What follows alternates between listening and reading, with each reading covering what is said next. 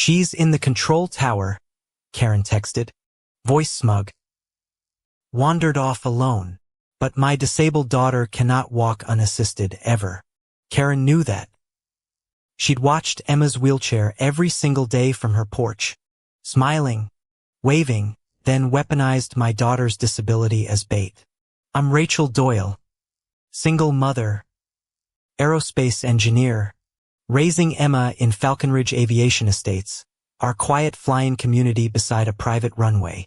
Karen Whitfield ruled our HOA like a queen, controlling hangar access, runway schedules, even who got tower key privileges.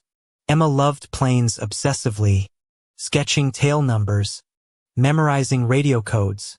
She dreamed of visiting the little community control tower someday.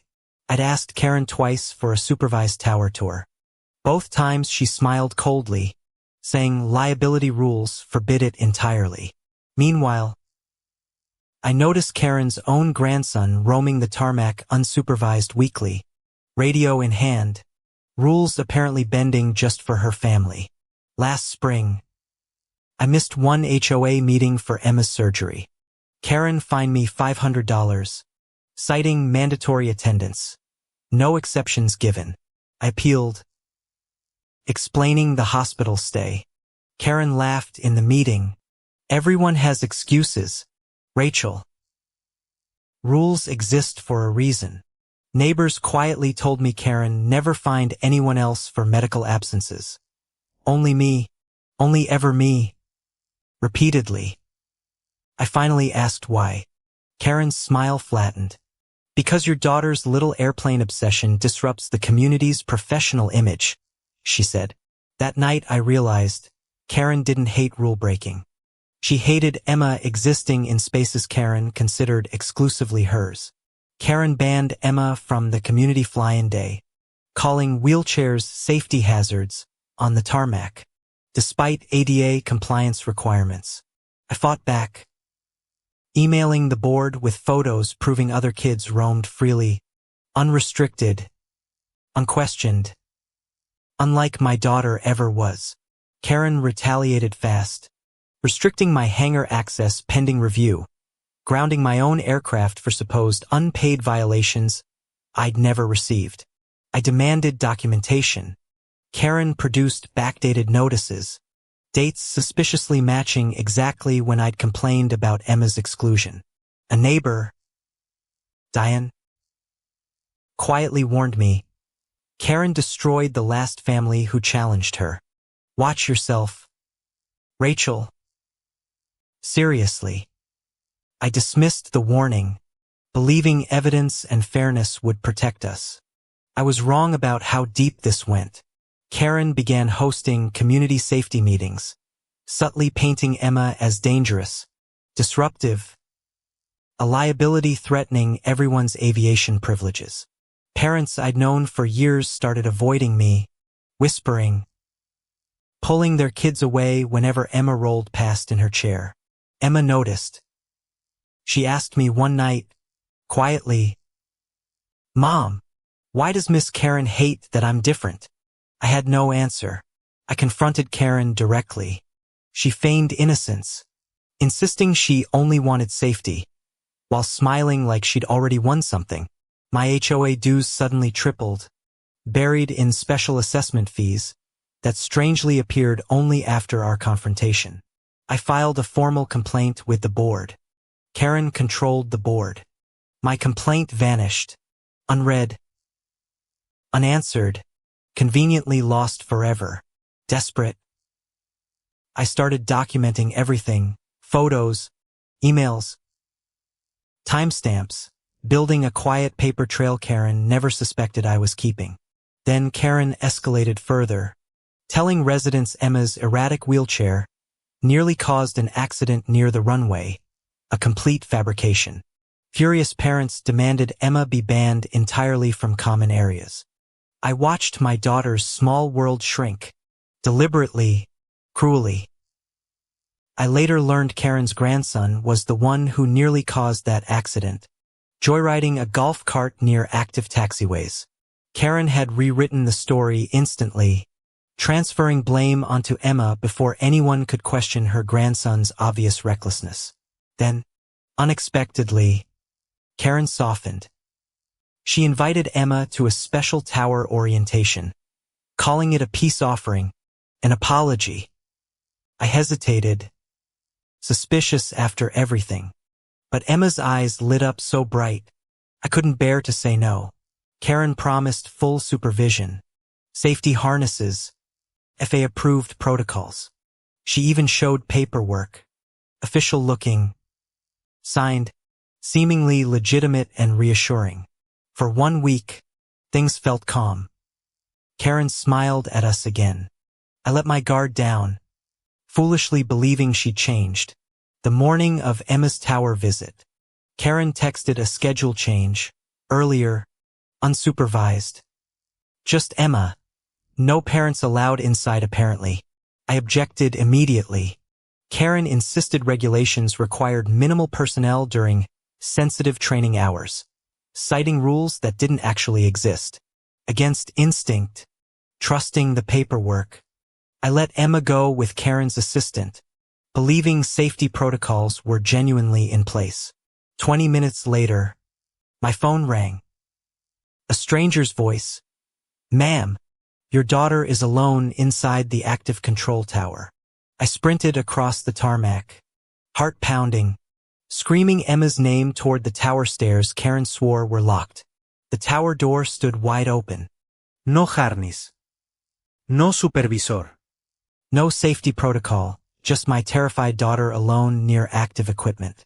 Emma sat frozen near the radar console, tears streaming, whispering that Miss Karen said wait here. Someone's coming soon. Nobody came. Karen had vanished entirely, phone unreachable, her assistant claiming ignorance, insisting Karen handled everything personally that day. I later discovered the FAA-approved paperwork was forged. Karen's own signature disguised as an inspector's, dated weeks before today. Worse, active runway traffic had been scheduled that exact hour. Planes landing while my nonverbal daughter sat unsupervised near live equipment. A pilot later confirmed seeing Emma through the tower window, assuming staff were present, never suspecting a child sat alone. I demanded answers from the board. They circled wagons instantly, calling it an unfortunate misunderstanding, refusing real investigation. Karen resurfaced days later, unbothered, claiming Emma wandered off herself, painting my daughter as reckless despite her disability. I knew then, Karen hadn't just endangered Emma. She'd deliberately engineered this to finally force our family out entirely. That night, Diane finally told me everything. Karen's history, her pattern, why previous families had simply given up and moved away. Karen, turned out, once dated Emma's late father before he chose me. She'd never forgiven either of us. This wasn't about rules or safety. This was years of jealousy, weaponized through HOA power and my daughter's vulnerability. I contacted the FAA directly, reporting unauthorized minor access to an active control tower during live runway operations. An investigator called within hours. Voice serious. "This is a federal violation. Mom, we're sending someone out immediately." Karen heard the news fast, panicking, suddenly flooding my inbox with misunderstanding apologies and offers to quietly resolve this privately. I refused every offer, gathering my evidence, forged signatures, time-stamped texts, witness statements, preparing for whatever came next. The board scheduled an emergency meeting, clearly hoping to control the narrative before outside authorities arrived and started asking questions. Karen arrived polished, rehearsed, ready to blame everyone but herself, confident her reputation would shield her completely. He said quietly, folder in hand, watching Karen perform innocence for neighbors who still didn't know the forged paperwork existed. Then a black SUV pulled into the parking lot. Every board member's face changed instantly, recognizing federal plates. Someone whispered, That's not community security. Karen's confident smile finally, visibly, began cracking under real pressure. The FAA inspector walked in, badge raised. I need everyone with access to the tower yesterday. Now, please. Karen tried charming him instantly, offering coffee. Small talk. He cut her off flatly. Ma'am, sit down. I presented my folder, forged signatures, texts, timestamps. The inspector's expression hardened with every page he turned. This signature, he said, holding up Karen's forgery, impersonates a federal official. That's a serious crime, ma'am. Karen stammered excuses about safety training. But the inspector interrupted. There's no such FAA-authorized minor program. None exists. He revealed something nobody expected. Karen had falsified similar tower access records twice before, quietly, using different families' children. Gasps rippled through the room.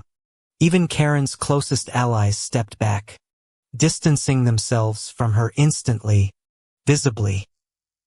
The inspector confirmed active flights had been scheduled that hour. Emma's presence alone constituted a genuine federal safety violation. She could have been seriously hurt, he said. This isn't a community matter anymore. This is federal jurisdiction. Karen tried one last card, blaming her assistant entirely. The assistant, furious, produced texts proving Karen orchestrated everything herself. Security escorted Karen out as residents watched silently, finally seeing clearly what she'd hidden behind smiles for years. The board, terrified of liability, voted unanimously right there to remove Karen from HOA presidency. Effective immediately, permanently. Diane squeezed my hand. You didn't just save Emma, she whispered. You just freed this entire neighborhood. Rachel. Karen faced federal charges for forgery and endangerment, plus lawsuits from other families she'd quietly terrorized over years. Our HOA rewrote its bylaws entirely, adding real disability protections, real oversight, real accountability nobody could manipulate again.